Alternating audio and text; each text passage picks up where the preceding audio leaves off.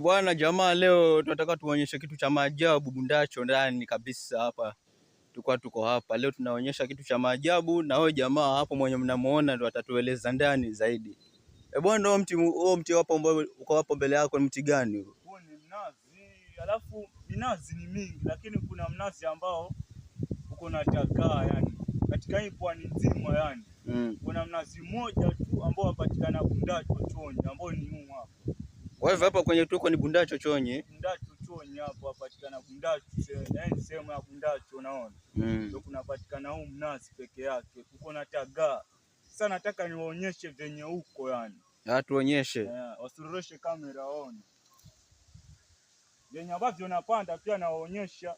Nataka muangalie tagaa pia. Kwani uko na tekniki yake ama ni hizo kama kawaida?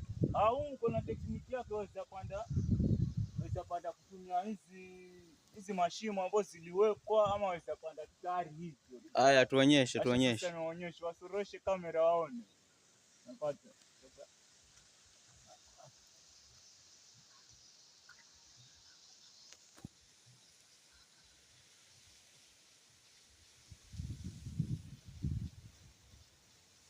Kwa hiyo taga ya kwanza hiyo hapo juu.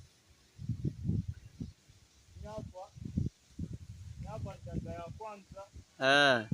Kuna zingine mbili ndio hizi. Ziguse tuzione kabisa.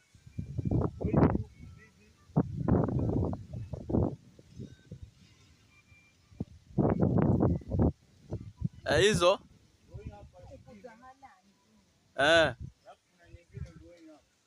Sawa, tumeziona. Zote zazaa hizo. Kwa hiyo tuweza pata mbegu mnazi, au sio? Sawa kijana.